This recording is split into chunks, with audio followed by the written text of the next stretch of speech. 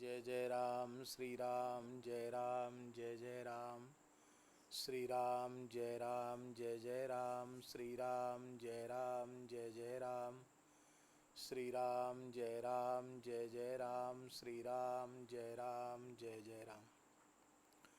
श्री नारद भक्ति सूत्र के ऊपर हम लोग चर्चा कर रहे हैं। 25 सूत्र हो चुके हैं। तो 2 दिन पूर्व सातु कर्म ज्ञान योगेभ्योप्यधिकतरा इस सूत्र की चर्चा हुई थी कि वह भक्ति जो प्रेम लक्षणा रसरूपा भक्ति है, वह भक्ति कर्म योग निष्काम कर्म योग से भी श्रेष्ठ है, ज्ञान योग से भी श्रेष्ठ है और अष्टांग योग से भी वह श्रेष्ठ है।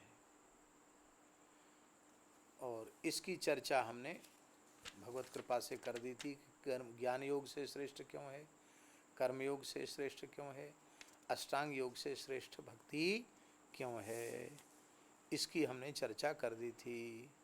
और श्रीमद् भगवद गीता में भगवान ने अर्जुन से भी अपने भक्ति योग को सर्वोपरि बताया है। भगवान ने कहा ना हम वेदैर्न तपसा न दानेन न चेज्यया शक्य एवं विधो द्रष्टुम दृष्टवा नसि माम यथा भक्त्या त्वनन्यया शक्य अहमेवं विधोर्जुन ज्ञातुम दृष्टुम च तत्वेन प्रवेष्टुम च परंतप। भगवान ने गीता में कहा कि देखो अर्जुन, जिस मंगलमय स्वरूप का दर्शन तुम्हें हमने कराया है, उस मंगलमय स्वरूप का दर्शन वेदों के स्वाध्याय से भी संभव नहीं है, तपस्या से भी संभव नहीं है, दान से भी संभव नहीं है, यज्ञ से भी संभव नहीं है। ये तो अनन्या जो भक्ति है, उस भक्ति के द्वारा ही ये संभव है जो मेरे मंगलमय स्वरूप का अनुभव हुए। तो इसमें भगवान ने स्पष्ट घोषणा कर दी है कि मैं भक्ति से ही प्राप्त होता हूँ, भक्ति सर्वोपरि। इसका तात्पर्य है नहीं कि ज्ञान कर्म आदि की कोई महिमा ही नहीं, तो इनका निर्देश ही क्यों किया गया। इसका मतलब है कि इन सब साधनों में भी भक्ति का पुट चाहिए। भक्ति से शून्य ज्ञान कल्याणकारी नहीं होगा, भक्ति से शून्य कोई भी साधन कल्याणकारी नहीं होगा। और भक्ति है तो सारे साधन, भक्ति है तो सारे साधन सफल हो जाएंगे, और भक्ति नहीं है तो कोई भी साधन सफल होगा नहीं। अब भक्ति सर्वोपरि क्यों है, तो नारद जी कहते हैं 26वें सूत्र में नारद जी कह रहे हैं फल रूपत्वात्। कितनी बढ़िया बात है। 25वें सूत्र में क्या कहा, सातु कर्म ज्ञान योगेभ्योप्यधिकतरा, भक्ति योग ज्ञान योग कर्म योग और योग से भी श्रेष्ठ है। और यहाँ कह रहे हैं 26वें सूत्र में कि श्रेष्ठ इसलिए है क्योंकि भक्ति जो है वो फल रूपा है।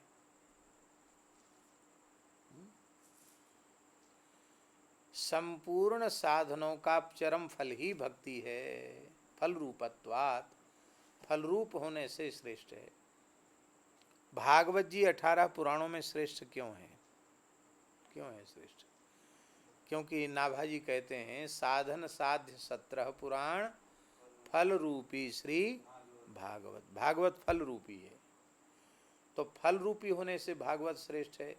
इसी तरह से सारे साधन, उनमें साधन साध्य की चर्चा है, पर सब साधन और साध्य का जो फल है वो तो प्रेम ही है, भगवान की भक्ति ही है। इसलिए भक्ति सबसे श्रेष्ठ है। तीर्थाटन साधन समुदायी जोग विराग ज्ञान निपुणाई नाना कर्म धर्म व्रत दाना संयम जम दम जप तप मख नाना भूत दया, द्विज गुरु सेवकाई, विद्या विनय विवेक बड़ाई, जहाँ लगी साधन वेद बखानी, सब कर फल हरि भगति भवानी। भगवान शिव पार्वती जी से कह रहे हैं, तीर्थों की यात्रा, साधनों का अनुष्ठान, योग वैराग्य ज्ञान, अनेक प्रकार के कर्म धर्म, अनेक प्रकार के व्रत दान संयम जप तप यज्ञ, प्राणियों पर दया करना, ब्राह्मणों की गुरुजनों की सेवा करना, विद्या प्राप्त करना, विनयशील होना, विवेक का आदर करना है, और बड़प्पन के विशिष्ट गुण होना, अथवा जितने भी साधन वेदादि शास्त्रों में कहे गए हैं, उन समस्त साधनों का चरम फल भगवान की भक्ति ही है। तुलसीदास जी ने भी लगता है इसी सूत्र की व्याख्या की है, फल रूपत्वात्, फल रूप होने से भक्ति सबसे श्रेष्ठ है। अब यहाँ विशेष बात यह है कि भक्ति भगवान को इतनी प्रिय क्यों है, भक्ति भगवान को इतनी अधिक प्रिय क्यों है, ये प्रश्न है। तो इस प्रश्न का समाधान 27वें सूत्र में कर रहे हैं नारद जी। कहते ईश्वरस्याप्यभिमान द्वेषित्वात् दैन्य प्रियत्वाच्च, बहुत सुंदर सूत्र है। ईश्वरस्य अप्यभिमान द्वेषित्वात्, ईश्वर जो है ना परमात्मा, परमात्मा वो अभिमान से द्वेष करते हैं, अर्थात अभिमान भगवान को प्रिय नहीं है। बड़े से बड़ा दोष उनके भक्त में आ जाए तो भी भगवान सहन कर लेंगे, लेकिन अहंकार आ जाए तो उसे भगवान सहन करते नहीं हैं। अभिमान सहन। और भक्ति, भक्ति सबसे श्रेष्ठ इसीलिए है कि भक्ति जीव को अभिमान शून्य बनाती है। भक्ति जिसके हृदय में प्रकट हो जाएगी, उसके हृदय में अहंकार नहीं रह जाएगा, दीन हो जाएगा। तो भक्ति अभिमान शून्य अंतःकरण बनाती है और हृदय में दैन्य का आविष्कार करती है।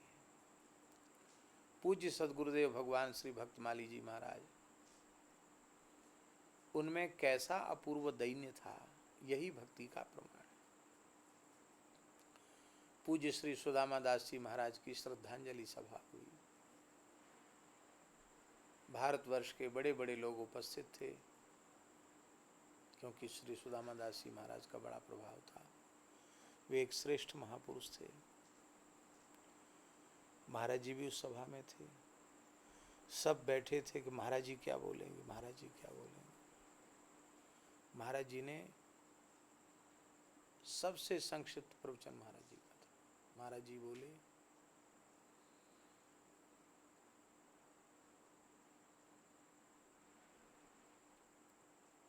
कि मेरे आचरण, मेरे अंतःकरण की वृत्ति,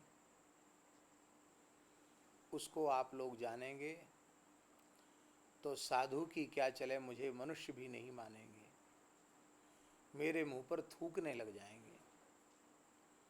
ऐसा जिसका जीवन हो उसे साधु के नाम से प्रतिष्ठित कर दिया। ऐसे श्री सुदामा दास जी को हम प्रणाम करते हैं। ये महाराज जी का ऐसा जीवन था। अरे राम राम, क्या कहें। काम क्रोध मद लोभ मोह की लहर न लागी, ऐसा जीवन था। इतनी दीनता, सर्वथा अहम शून्य, अहंकार बिल्कुल नहीं। ये भक्ति का प्रमाण है। क्या महाराज जी ने कहा कि मेरे आचरण देखोगे, मेरे अंतःकरण की ओर देखोगे, तो मुझे साधु की क्या चले, मुझे मनुष्य भी नहीं मानोगे, मेरे मुंह पर थूकोगे। और ऐसे व्यक्ति को उन्होंने संत समाज में संत के रूप में प्रतिष्ठित कर दिया। ऐसे श्री सुदामा दास जी के चरणों में हम प्रणाम करते हैं। ये कहा हमारा।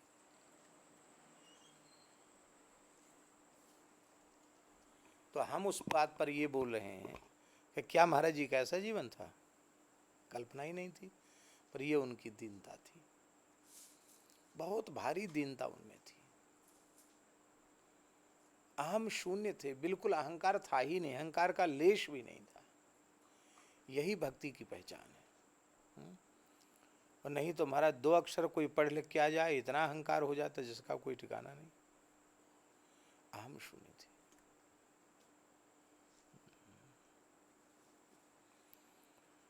तो ईश्वरस्याप्यभिमान द्वेषित्वात् दैन्य प्रियत्वाच्च, ईश्वर को भी अभिमान से द्वेष भाव है और दैन्य से प्रिय भाव है। भगवान को दैन्य प्रिय है और अभिमान प्रिय नहीं है। अब देखो, कर्मयोग का आश्रय लेने वाले में अभिमान आ सकता है। वो कहेगा मैंने ये किया, मैंने ये किया, भले ही निष्काम भाव से किया हो, पर ये तो होता है कि मैंने ये किया, मैंने ये किया, मैंने ये किया। लोग कहते हैं अरे किया था, यहाँ खंडहर पड़ा था, टीन सेट पड़ा था, खाने का भी ठिकाना नहीं था, गेट भी नहीं था, और देखो मैंने ये बना दिया, मैंने ये कर दिया, मैंने ये कर दिया। ऐसा होता है। तो कर्म योग में अहंकार आ जाता है। ज्ञान योग में भी शास्त्रों के ज्ञान का अभिमान आ जाता है। मैं अपठित मूर्ख नहीं हूँ, मैंने न्याय व्याकरण वेदांत पढ़ा है, इतने विषयों से आचार्य किया है, इतने तक वेदांत पढ़ा है, पढ़ाया है, ऐसा वैसा हूँ मैं। बनारस में पढ़ा है, वहाँ पढ़ा है, वहाँ पढ़ा है, वहाँ पढ़ा है। तो ज्ञान में भी शास्त्र ज्ञान का अहंकार हो सकता है, योग के साधक में भी अहंकार हो सकता है, किंतु भक्त में अहंकार होता नहीं। इसलिए ज्ञान योग, कर्म योग, इन समस्त योगों से भक्ति श्रेष्ठ है, क्योंकि भक्ति जीव को दीनता प्रदान करती है। अच्छा एक बात देख लो कि जो लोग वैष्णव नहीं हैं, भक्त नहीं हैं, उनमें अहंकार कितना है ये देख लो। प्रत्यक्ष देख लो। बटोही झा जी हैं,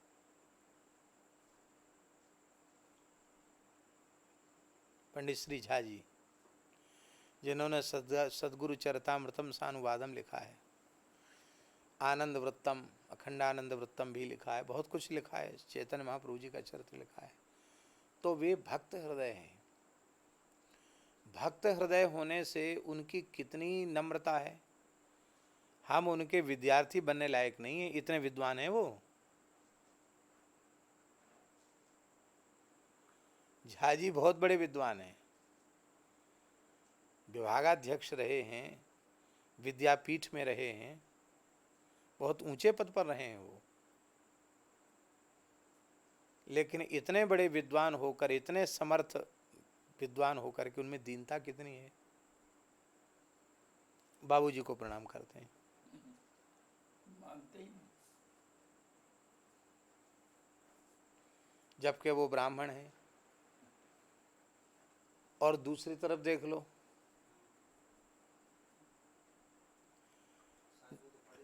हाँ, गुरुजी गुरुजी बोलते हैं उनको। झा जी के जैसा वैदुष्य नहीं है। अहंकार देखो। भक्ति ही ऐसी है जो व्यक्ति को अभिमान शून्य बनाती है। और हम तो अपनी सच्ची बात करें, हम तो एक क्या चले लाख लोगों के बीच में हम तो पढ़े लिखे ही नहीं। हम काहे को अपने को, महाराज जी ने पंडित जी कह दिया तो पंडित जी हो गए। हम अपने को पंडित जी मानते ही नहीं, ना अपने को वक्ता मानते, ना अपने को विद्वान मानते, ना अपने को पंडित मानते। तो सही बात है, हमको कुछ ज्ञान ही नहीं है। जो कुछ बोलते कहते सुनते हैं वह केवल और केवल श्री सद्गुरु भगवान के अनुग्रह से, उनकी कृपा से। तो हम अहंकार किस बात का होए, तो अहंकार भी किया जाए, चलो ठीक है ही नहीं तो अहंकार कहाँ से करें। पर हम निवेदन यह कर रहे हैं कि जिन्हें कुछ भी नहीं है वो भी तो अहंकार करते हैं। तो ये भी जो अंतःकरण में इतनी सी बात समझ में आई, वह अपनी विशेषता नहीं है। ये विशेषता किसकी है? सद्गुरु भगवान की विशेषता है कि उन्होंने कृपा करके भक्ति का मर्म समझाया और उनके पास रहकर ये समझ में आया कि इतने बड़े विद्वान, इतने बड़े महापुरुष और वे इतने अभिमान शून्य हैं, तो हमें कैसा होना चाहिए। ये बात उनके चरणों में रहकर समझ में आई। ये बात है। तो कर्म ज्ञान योग के साधकों में अपने बल का, अपने साधन का अभिमान हो सकता है, किंतु भक्त में ये सब होता नहीं है। भगवान का तो नाम ही दर्पहारी है। मलुकदास जी क्या कहते हैं? गर्व न कीजे बावरे, हरि गर्व प्रहारी। गर्व न कीजे बावरे, हरि गर्व प्रहारी। गर्व ही ते रावण गया, पाया दुख भारी। गर्व न कीजे बावरे, हरि गर्व प्रहारी। जरन खुदी रघुनाथ के, मन नाहि सुहाती। जाके जिय अभिमान है, ताकि तोरत छाती। एक दया अरुदीनता,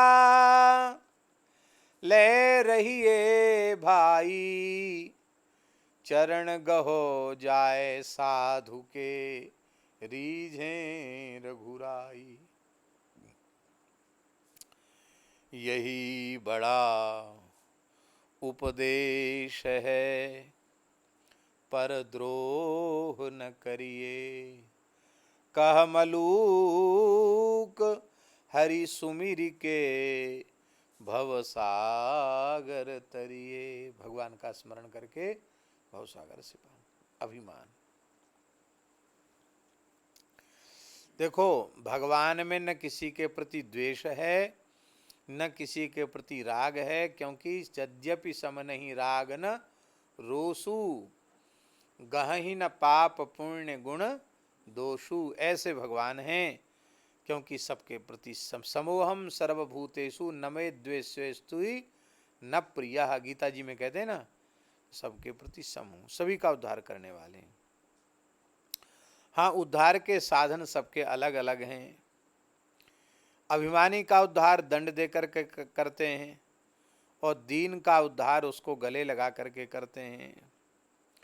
इसलिए भगवान के क्रोध को भी वरदान के समान बताया गया है। अभिमानी के प्रति भगवान द्वेष की सी लीला करते हैं, और दीन के साथ प्रेमी की सी लीला करते हैं भगवान। इसलिए भगवान को दीन बंधु, अशरण शरण, कंगाल का धन इत्यादि भगवान के पवित्र नाम कहे गए हैं। अभिमानी के प्रति भी उनके हृदय में प्रेम ही होता है, भगवान के हृदय में। इसलिए भगवान अभिमानी का भी कल्याण उसको दंड देकर ही करते हैं। राम जी का स्वभाव कैसा है? सुनहु राम कर सहज स्वभाऊ, जन अभिमान न राखे काऊ। संस्कृत मूल सूल प्रद नाना, सकल लो शोकदायक अभिमाना। ताते करहि कृपा निधि दूरी, सेवक पर ममता अति भूरी। राम जी का सहज स्वभाव है, वो अभिमान रखते नहीं हैं। क्योंकि संस्कृति के चक्र में डालने वाला अहंकार ही है, सारे शोकों को देने वाला अहंकार है। इसलिए भगवान कृपा सागर कृपा निधि वे अपने सेवक में अहंकार रहने नहीं देते हैं और विशेष ममता करते हैं। इसीलिए भगवान के भक्त भगवान से प्रार्थना करते हैं, सर्वसाधनहीनस्य पराधीनस्य सर्वथा पापपीनस्य दीनस्य कृष्ण एव गतिर्मम। सर्वसाधनहीन, सर्वथा कर्म के अधीन, माया के अधीन, पापों से लदे हुए मुझ दीनहीन के लिए हे श्री कृष्ण आप ही एकमात्र गति हैं, दूसरी कोई गति नहीं है। इसलिए भक्त लोग कहते हैं, जाऊं कहाँ तजी चरण तुम्हारे, काको नाम पतित पावन जग, के ही अति दीन प्यारे, जाऊं कहाँ तजी चरण तुम्हारे। लेकिन एक बात है कि भगवान को दीनता का भी नाटक नहीं चाहिए। बहुत से लोग होते तो भीतर से बड़े अहंकारी हैं, पर देखते हैं कि अहंकार करने से तो बात बिगड़ेगी, दीनता दिखाने से लोग कहेंगे बहुत अच्छी, अरे देखो इतने बड़े होकर कितने दीन हैं। तो वो दीन तो नहीं है, पर दीनता का स्वांग रचने लग जाते हैं। कैसे बाबूजी हैं? कैसे हाथ जोड़ते हैं?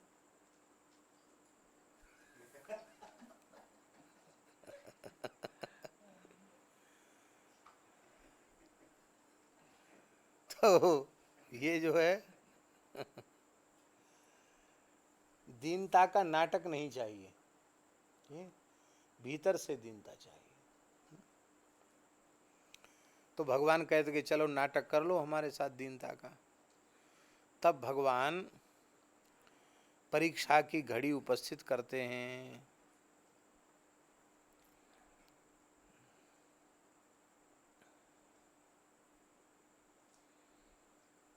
तो फिर परीक्षा में वो टाइम टाइम फिक्स हो जाता है, फिर वहाँ दीनता उसमें नहीं रहती, फिर अहंकार रहता है उसमें।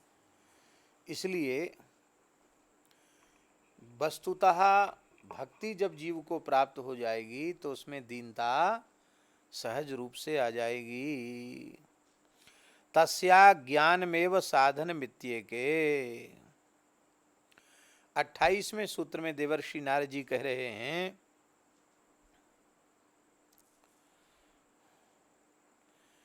कि बहुत से कुछ आचार्यों का मत यह भी है कि भक्ति का साधन ज्ञान है।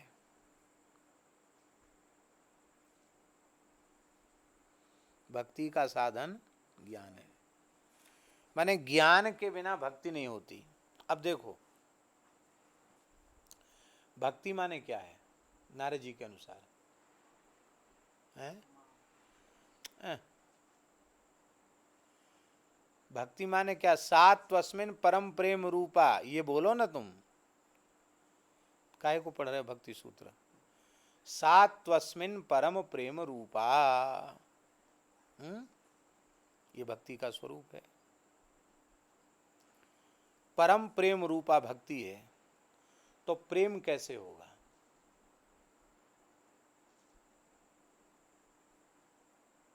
अब देखो आप बहुत अच्छे हैं,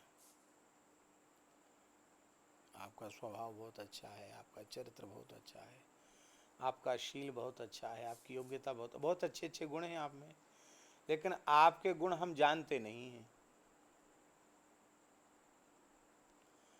ज्ञान नहीं है आपके स्वरूप का, स्वभाव का, आपकी महिमा का हमें ज्ञान नहीं है, तो हमारे भीतर भक्ति होगी? भक्ति माने प्रेम, प्रेम होगा। और भले ही हमने व्यक्ति को देखा नहीं है, उससे हम मिले नहीं हैं, पर किसी प्रामाणिक पुरुष के द्वारा उसके दिव्य महात्म्य का ज्ञान हो जाए, उसके स्वरूप का, स्वभाव का, उसकी महिमा का, उसकी गरिमा का ज्ञान हो जाए तो स्वाभाविक उसके प्रति प्रेम हो जाता कि नहीं। जैसे हमने कहा अयोध्या जी में अमुक महापुरुष हैं, क्या कहा, अयोध्या जी में अमुक महापुरुष हैं, अरे ऐसे महात्मा हैं, क्या कहना, इतने सरल हैं, इतने भजनानंदी हैं, इतने अच्छे हैं। अब आपने कहा कि अब हम जब भी अयोध्या जाएंगे तो उनका जरूर दर्शन करेंगे। अब आप देखा तो नहीं आपने, पर आपके मन में उनके प्रति स्वाभाविक प्रेम जग गया, श्रद्धा जग गई, उनके दर्शन की इच्छा आपके मन में उत्पन्न होगी। तो कुछ आचार्यों का मत यह भी है कि ज्ञान के बिना भक्ति होती नहीं है, ज्ञान साधन है और भक्ति साध्य है। साधन ज्ञान है, यह कुछ आचार्यों का मत है। देखो, भक्ति में ज्ञान की आवश्यकता है। भक्ति में ज्ञान की आवश्यकता क्या है कि मैं जिनकी भक्ति कर रहा हूं वो कोई ऐरू गैरू नत्थू खैरू हैं, लल्लू पंजू जगधर नहीं है, वो सर्वेश्वर सर्वशक्तिमान अनंत कोट ब्रह्मांड नायक सर्वेश्वर परात्पर पर ब्रह्म असंख्येय कल्याण गुणगण निलय निखिल हेय प्रत्यनीक परमानंद कंद सिंधु भक्त वांछा कल्प तरु हैं, ऐसे भगवान है। उनसे मैं सामान्य से मेरा प्रेम नहीं है, ऐसे भगवान से मेरी प्रेम है। तो वे सबके स्वामी हैं, सबके आधार हैं, महेश्वर हैं, सारी सृष्टि को उत्पन्न पालन और संहार करने वाले हैं, माया के पति हैं, अज हैं, अविनाशी हैं, सर्वशक्तिमान हैं, सर्वज्ञ हैं, सर्वात्मा हैं, निर्गुण निराकार हैं, निराकार निर्गुण निर्विकार निराकार सगुण साकार हैं। उनसे बढ़कर कोई नहीं है, उनसे श्रेष्ठ कोई नहीं है। ये ज्ञान यदि नहीं होगा तो इस ज्ञान के बिना श्रद्धा भी उत्पन्न नहीं होगी, और श्रद्धा के बिना प्रेम भी उत्पन्न नहीं होगा, और प्रेम के बिना भक्ति भी दृढ़ नहीं होगी। इसी को कहा है नारद जी ने, तुलसीदास जी महाराज ने क्या कहा, जाने बिनु न हो ये परतीति, बिनु परतीति हो ये नहीं प्रीति, प्रीति बिना नहीं भगति दृढ़ाई, जिमि खगपति जल के चिकनाई। जब तक ज्ञान नहीं होगा तब तक प्रतीति माने विश्वास नहीं होगा, प्रतीति माने विश्वास के बिना प्रेम नहीं होगा, और प्रेम के बिना भक्ति दृढ़ होगी नहीं। जैसे जिमि खगपति जल के चिकनाई।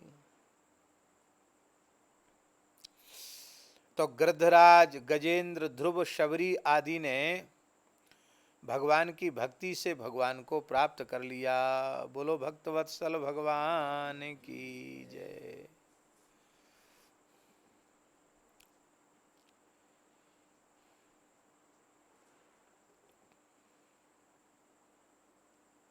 अद्वैत ज्ञान की आवश्यकता नहीं है, बस इतना ज्ञान हो जाए कि भगवान के प्रति श्रद्धा और भगवान के प्रति विश्वास उत्पन्न हो जाए, बस इतने से ही काम बन जाएगा।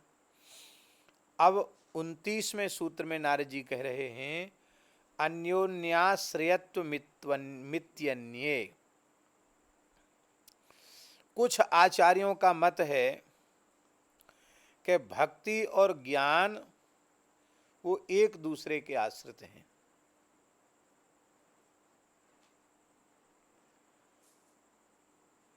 भक्ति ही नहीं होगी तो प्रेम ही नहीं होगा, तो ज्ञान कैसे होगा? अज्ञान ही नहीं होगा तो प्रेम कैसे होगा? इसी को अन्योन्याश्रय कहते हैं। गौणी भक्ति से भगवान के तत्व का ज्ञान होता है और तत्व ज्ञान से भगवान में प्रेम उत्पन्न होता है, परंतु केवल भक्ति के प्रेमी जन इस मत की परवाह नहीं करते हैं, क्योंकि वे इस बात को जानते हैं कि जब प्रेम स्वरूपा भक्ति का पूर्ण उदय होता है तब किसी का ज्ञान अलग नहीं रह जाता है, उसके साथ ही वह एकीकृत हो जाता है। प्रेमी और प्रेमास्पद दोनों एक हो जाते हैं, फिर किसका ज्ञान किसको होगा। अन्योन्याश्रय जानते हो क्या? हाँ हाँ, एक का ज्ञान दूसरे के ज्ञान के आश्रित होना, इसी को अन्योन्याश्रय कहते हैं। जैसे एक सरल उदाहरण आपको दें।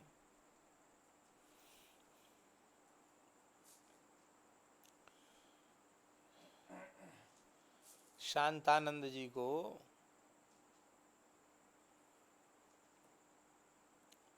गोवर्धन जाना था और गोवर्धन में कोई हरिदत्त नाम के पंडित जी हैं, उनसे मिलना था। अब शांतानंद जी वहां पहुंच गए। तो पूछा कि भाई किस मोहल्ले में? बोले 10 विषय मोहल्ले में रहते हैं। 10 विषय मोहल्ले में पहुंच गए। अब पहुंचते पहुंचते पता पूछते पूछते मकान के द्वार पर पहली बार गए थे, वहां कोई दिखाई नहीं पड़ा। एक आदमी आता हुआ दिखाई पड़ गया। तो शांतानंद जी ने पूछा, भगवन कस्येदम गृहम? क्या पूछा? कस्येदम गृहम, ये घर किसका है? तो बताने वाले ने कहा यस्यायम गृहिणी। वहां वो एक औरत खड़ी थी। बोले जिसकी ये घरवाली है उसका ये घर है। तो फिर उन्होंने पूछा शांतानंद जी ने, कस्यायम गृहिणी, ये घरवाली किसकी है? यस्येदम गृहम, जिसका ये घर है उसकी ये घरवाली है। इसी को कहते हैं अन्योन्याश्रय। हैं, ज्ञान के अधीन भक्ति, भक्ति के अधीन ज्ञान। लेकिन यहाँ एक बात है कि भक्ति जब हो जाएगी तो ज्ञान अलग रह नहीं जाएगा। स्वयं फल रूपेति ब्रह्म कुमारा। सनकादिकों का मत क्या है? सनकादिकों का मत तो ये है, यहाँ ब्रह्म कुमार का अर्थ केवल सनकादिक नहीं, नारद जी, क्योंकि सनकादिक भी ब्रह्मा जी के पुत्र हैं और नारद जी भी ब्रह्मा जी के पुत्र हैं।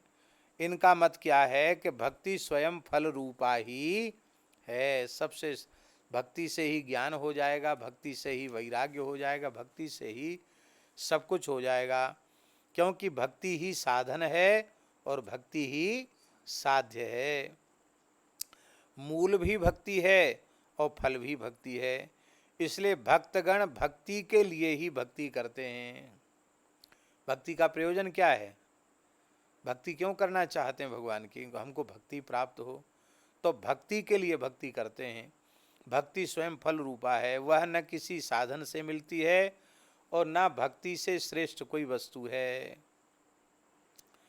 इसी को गोस्वामी जी ने कहा, सो स्वतंत्र अवलंबन आना, ते ही आधीन ज्ञान विज्ञाना। भक्ति स्वतंत्र साधन है, उसमें किसी दूसरे के सहयोग की जरूरत नहीं है। भक्ति के अधीन ज्ञान है और भक्ति के अधीन ही विज्ञान है। राजगृह भोजनादिषु तथैव दृष्टत्वात्। 31वें सूत्र में देवर्षि नारद जी कहते हैं कि राजगृह और भोजन आदि में ऐसा ही देखा जाता है। अर्थात भक्ति की फल रूपता समझाने के लिए है। न तेन राज परितोषः क्षुधा शांतिर्वा, न उससे जान लेने मात्र से न तो राज परितोष होगा, न तो राजा की प्रसन्नता प्राप्त होगी, ना ही भूख मिटेगी। केवल राजमहल का वर्णन सुन लेने से, जान लेने से काम नहीं चलेगा। वर्णन सुन लिया तो भीतर चले गए क्या?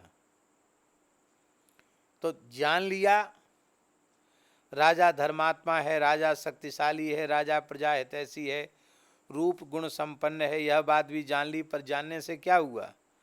जानने से राजा तो प्रसन्न नहीं हो गया।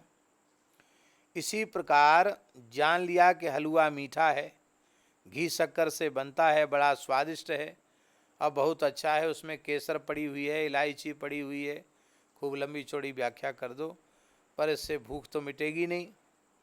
इसी तरह से शब्द ज्ञान मात्र से न तो भगवान की प्रसन्नता होती है और ना ही हमें शांति मिलती है। भगवान को ठीक से जानना, उनको प्राप्त कर लेना, इसका नाम है भक्ति। समोहम सर्वभूतेषु न मे द्वेष्योस्तु न प्रियः ये भजन्ति तुमाम भक्त्या मयि ते तेषु चाप्यहम्। मैं सभी प्राणियों के लिए समान हूँ, न मेरा कोई द्वेष है, न ही मेरा कोई प्रिय है, पर जो भक्ति पूर्वक मुझे भजते हैं मैं उनमें हूँ और वे मुझ में हैं। तस्मात् सैव ग्राह्या मुमुक्षु ही। इसलिए जो संसार चक्र से छूटने की इच्छा रखते हैं उनको भक्ति ही प्राप्त कर लेने का प्रयास करना चाहिए। मुक्त होने की इच्छा नहीं रखनी चाहिए, मुक्त तो हो ही जाएगा, पर जो मुक्त होना भी चाहता है उसे भी भक्ति प्राप्त करने की इच्छा रखनी चाहिए। क्योंकि अति दुर्लभ कैवल्य परम पद संत पुराण निगम आगम वद राम भजत सोई मुकुति गुसाई अन इच्छति आवे बरियाई। बिना इच्छा के ही मोक्ष आज अपने आप आ जाता है। भक्ति को प्राप्त करना चाहिए। मुक्ति निरादर भक्ति लुभाने, ऐसी भगवान की भक्ति की विशेष महिमा है। अब वो भक्ति मिलती कैसे है? तात भगति अनुपम सुख मूला मिलहि जो संत होई अनुकूला। संत की कृपा के बिना भक्ति नहीं मिलती। महाराज जी अग्र स्वामी जी के चरित्र में कहते थे, अग्रदेवाचार्य जी के चरित्र में महाराज जी कहते थे कि अग्र स्वामी जी को यह भक्ति कैसे मिली। क्या है अग्र स्वामी जी का चरित्र? श्री अग्रदास हरि भजन बिन काल वृथा नहीं बितयो। सदाचार ज्यों संत प्राप्त जैसे करी आए, सेवा सुमिरन सावधान चरण राघव चितलाए। प्रसिद्ध बाग सो प्रीति सुहत हत करत करत निरंतर, रसना निर्मल नाम मनहु बरसत धाराधर। और श्री कृष्णदास कृपा करी भक्ति दत्त, मन बच क्रम करी अटल दयो। श्री अग्रदास हरि भजन बन काल वृथा नहीं बितायो। श्री कृष्णदास कृपा करी भक्ति दत्त। महाराज जी कहते कि इस प्रकार की भक्ति अग्र स्वामी जी को कैसे मिली? श्री कृष्णदास पैहारी जी ने कृपा करके वो भक्ति दे दी। इसका मतलब है कि संत सदगुरु के द्वारा जो कान में भगवान के मंत्र का उपदेश किया जाता है, ये भक्ति का दान है।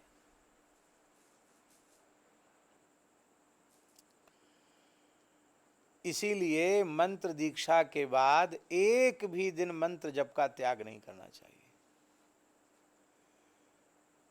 इसीलिए हमारे महाराज जी कहते थे कि दूसरे मंत्रों में सूतक लगता है पर वैष्णव मंत्र में सूतक नहीं लगता। चाहे कोई मर जाए, चाहे कोई जी जाए, पर गुरु मंत्र का जप एक दिन भी छोड़ना नहीं चाहिए। यहाँ तक कि हम मरणासन्न स्थिति में पड़े हैं, पर शरीर का तनिक भी होश आभास है तो लेटे लेटे ही सही 1 घंटे यदि हमको अपने नियम में लगता है तो 1 घंटे तक बिना माला के, शरीर अपवित्र है कोई बात नहीं, मंत्र का जप भीतर से चल रहा है। और मंत्र का जप कभी छोड़ना नहीं चाहिए, क्योंकि वो भक्ति का बीज है। हमारे पहाड़ी बाबा महाराज कहते थे कि आजकल तो बहुत जल्दी दीक्षा दे देते हैं, आओ मूड़ो चेला बनाओ, क्यों भग जाएगा, दूसरे का चेला बन जाएगा। पहले गुरु लोग बड़ी परीक्षा लेते थे तब मंत्र देते थे। तो 2 शिष्य आए गुरु जी के पास, महाराज जी की सुनाई हुई कथा। 2 शिष्य आए गुरु जी के पास, बोले महाराज हमको चेला बना लो। दोनों ही बड़े विनम्र थे, बहुत श्रद्धावान थे। बरसों हो गए सेवा करते करते, गुरुजी ने कुछ उनको बताया ही नहीं। एक दिन बड़े निराश हो गए, बोले महाराज जी कुछ तो आप कृपा करो। अच्छा बच्चा, अभी हम एक बार तीर्थ यात्रा कराएं, फिर तुमको मंत्र उपदेश देंगे। तो एक एक मुट्ठी चना दोनों को दे दिए। बोले ये सुरक्षित रखो, जब हम आए तब हमारा मूलधन हमको वापस दे देना, फिर इसके बाद हम देखेंगे, तुमको दीक्षा देंगे। तो एक शिष्य था, उसने तो चना एक डबलिया में, मिट्टी की डबलिया में उसको बंद करके ऊपर से बढ़िया से पैकिंग करके उसको रख दिया। अब रख दिया तो कोई भी अन्न हो, गेहूँ, उसकी एक सीमा होती ना। और गुरुजी 4-6 साल में, 2-3-4 साल लग गए उनको यात्रा करते करते। वो जब तक आए तब तक तो वो चना जैसी आराम भुन गए, तो भीतर भीतर खत्म हो गए। और ये जो दूसरा वाला था, इसने अपने मन में विचार किया कि गुरुजी ने चना दिए हैं, कहते इसको सुरक्षित रखना, तो ये सुरक्षित कैसे होंगे? भाई चूहे भी खा जाएंगे, घुन भी जाएंगे, सड़ भी जाएंगे, गल भी जाएंगे। अरे वे चूहा नहीं खाएगा, किसी की नज़र पड़ गई तो दो चार करके फाँक जाएगा। चना ही तो है। तो इसकी सुरक्षा क्या है? हमारे महाराज जी सुनाते थे, भक्तमाली जी महाराज के, एक बार चना जो है ब्रह्मा जी के पास गया। बोले महाराज हम बहुत परेशान हैं। क्या? कहते हमको सबसे ज़्यादा लोग खाते हैं, खेत में पैदा हुए तो भाजी बना के खा लो, हरे हरे बूट हुए तो बूट होरा भून के खा लो, चना हो गए तो भिजा के खा लो, मसूसा बना के खा लो, लड़ुआ बना के खा लो, कढ़ी बना के खा लो, बेसन की चकती बना के खा लो, मोहन थार बना के। हमारी परेशान है हम, हैं जो देखो सो खाने के लिए हमको परेशान, हमको थोड़ी फुर्सत दीजिए। ब्रह्मा जी बोले भाग यहाँ से, तुझे देखकर हमको खाने की इच्छा हो रही है। तुम हो ही इतने बढ़िया कि तुमको जो देखता वो खाने की इच्छा करता है। तो चना तो कोई भी देख करके खाया पिया व्यक्ति भी बढ़िया चना देख ले भुने हुए, या वैसे भी इच्छा करे एक आध चना चबा ले। तो उस शिष्य ने क्या किया, वहीं गंगा जी के किनारे थोड़ा सा खेत तैयार कर दिया, देसी गाय का गोबर डाला और वो चना थे उनको बो दिया उसने। तो एक मुट्ठी चना के, भाई एक चना से एक पेड़ होगा, एक पेड़ में कितने बूट होंगे? अब उसने खर्च नहीं किया। अब वो जो चना पैदा हुए, उन चनों को और ज़्यादा खेत को राम राम करता जाए, खेत गोड़ता चला जाए, खेत और तैयार कर दिया। तो वो और जितने चना थे उनको बो दिया, फिर और चने हुए तो उनको बो दिया। गंगा किनारे ज़मीन पड़ी हुई थी, वो खेत चना बोता चला गया। 3-4 साल में तो महाराज सैकड़ों बोरी चना हो गए, एक मुट्ठी चना के। तो जब गुरुजी आए तो एक मुट्ठी चना तो उनके चरणों में रख दिया। बोले तो ये तो आपका दिया हुआ मूलधन है। और थप्पी की थप्पी चना की थी,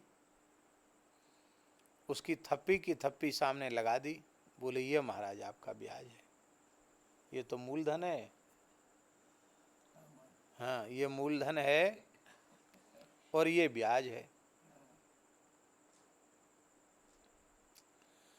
अब वो जो दूसरा था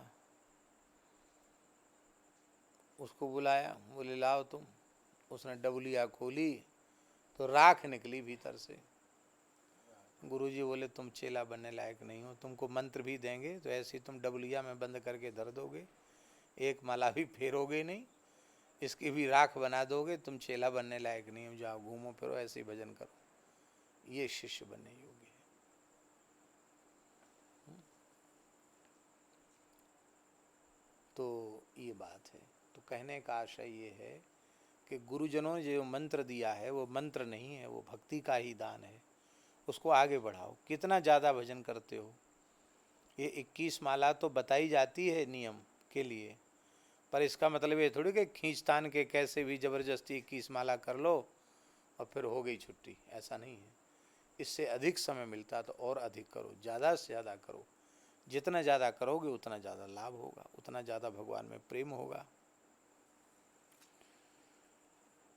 तो तस्याह साधनानि गायन्त्याचार्याः, तस्याह 34वें सूत्र में कह रहे हैं के उस भक्ति की प्राप्ति के साधनों को आचार्य गा रहे हैं। क्या कहते हैं? तत्तु विषय त्यागात संगत त्यागाच, वह भक्ति साधन विषय त्याग और संग त्याग से संपन्न होता है। यदि आपको भक्ति प्राप्त करनी है तो आपको विषयी जीवों के संपर्क का त्याग करना पड़ेगा। रूप रस गंध शब्द स्पर्श के जो भोग हैं उनका त्याग करना पड़ेगा और कुसंग का त्याग करना पड़ेगा। तजो मन हरि विमुखन को संग, जिनके संग कुमति मति उपजय परत भजन में भंग। तजो मन हरि विमुखन को संग।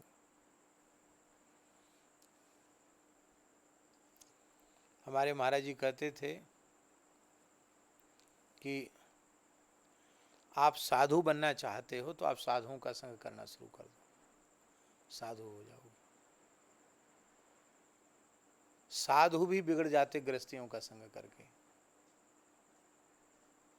क्योंकि जैसा करे संग वैसा चढ़े रंग। और गृहस्थ भी बिगड़ जाते साधुओं का संग करके। बिगड़ना क्या, उनका संसार बिगड़ जाता है। वो कहेंगे भैया जाओ तुम अपने राजकोट में जिनको देखना हो देखो, ये पधार गए वो पधार गए, सब दुख सुख देख ही लिए, अब जिसकी है वो संभालो, हम तो अब यहीं वृंदावन वास करेंगे। तो अब रंग लग गया तो ऐसा हो जाता है, छूट गया तो छूट गया। पंडित जी महाराज के जीवन में ऐसी परिस्थिति थी। पंडित श्री गया प्रसाद जी के जीवन में पिताजी पधार गए, माँ है नहीं, तीन तीन माताएं घर में बैठी हुई हैं, वृद्ध छोटे बालक, खाने की भी व्यवस्था नहीं है। ऐसी स्थिति में पंडित जी को वैराग्य हो गया। पंडित जी सब छोड़ के गिरिराज जी आ गए, भजन किया। लोगों ने कहा कि ये जी नहीं रह सके, संसार में रह के जीवित नहीं रह सकते, इतना व्याकुल हो गए भगवत दर्शन के। तो संसार छोड़ता नहीं, संसार छूट जाता है, ये बात है। जीव के मन में स्वाभाविक ही प्रेम का स्रोत है, क्योंकि जीव परमानंद स्वरूप प्रेम रूप भगवान का अंश है। किंतु विषयों के प्रति प्रवाहित होने से उसकी प्रेम की धारा दूषित हो गई है। इसी से प्रेम दुख उत्पन्न करने वाले काम के रूप में परिणत हो रहा है और उसके अपने स्वरूप का तिरोभाव हो गया है। तो विषयाभिमुखी जो जीव है उसको भगवान की ओर सन्मुख करने का साधन क्या है? विषयों का स्वरूप से त्याग और विषयों की आसक्ति का त्याग। विषयों का स्वरूप से त्याग और विषयों की आसक्ति का त्याग। जो लोग यह मानते हैं कि विषयों में आसक्त रहते हैं और अमर्यादित विषयों का संग्रह उपभोग करते हुए भी हमको भगवान की भक्ति मिल जाएगी, अथवा भगवत भक्ति के मार्ग में विषय और विषयासक्ति के त्याग की कोई आवश्यकता नहीं, ऐसा जो लोग मन में सोचते हैं उनकी यह सोच अच्छी नहीं है। क्योंकि भक्ति में अपने भोग के लिए तो कोई बात रह ही नहीं जाती है। केवल भोक्ता जो भगवान हैं उनके अधीन सारी बात हो जाती है। हमने पहले कहा था ना कि भक्ति माने क्या है, कि जिसमें अपने सुख का अभाव हो, पूर्ण तत्सुख सुखित हो। हमारा तन मन प्राण सब कुछ भगवान की प्रसन्नता के लिए, भगवान जैसे चाहें उसका उपयोग करें। यही बात है कि गोपियाँ वे अपने शरीर को भी स्नान आदि से सुंदर बनाती हैं, श्रृंगार करती हैं, अथवा चंदन आदि का लेप करती हैं। वो अपने लिए नहीं करती, किसके लिए करती हैं? श्री कृष्ण को प्रसन्न करने के लिए। उनका तन मन प्राण देह इंद्रिय अपने को सुखी करने के लिए नहीं, उसके द्वारा कृष्ण को सुखी करने के लिए। इसलिए उनको उसकी भक्ति है, उसमें स्वार्थ की स्वयं की सुख की गंध नहीं है। भगवान भोक्ता है और जीव और प्रकृति ये दोनों भगवान के भोग्य हैं। क्या? भगवान भोक्ता है और जीव और प्रकृति ये दोनों भगवान के भोग्य हैं। तो भगवान उसका उपभोग करें। अब जब हम जीव हैं तो हम भगवान के भोग्य हुए, न कि हम संसार के भोक्ता हुए। ध्यान में आई बात। और ये देह प्रकृति है तो प्रकृति है तो ये भगवान की भोग्य हुई, ना कि हम भोक्ता बन करके संसार का भोग करें, ये बात है। इसलिए शरीर विषय भोग में लगा होगा, मन विषयों में आसक्त होगा, तो आप जैसे भगवान की सेवा करना चाहते हैं वैसे भगवान की सेवा आपसे होगी नहीं, बनेगी ही नहीं।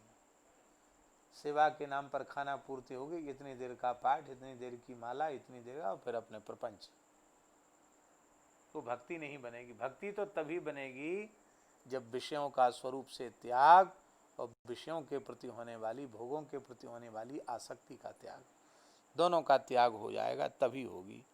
मन से विषयों का चिंतन छोड़ना पड़ेगा। इसलिए ये बात कही जाती है कि कुसंग का त्याग करो, हैं। जिन लोगों के पास बैठने से हमारे मन में भगवान से विमुखता आवे, ऐसे लोगों का संग मत करो।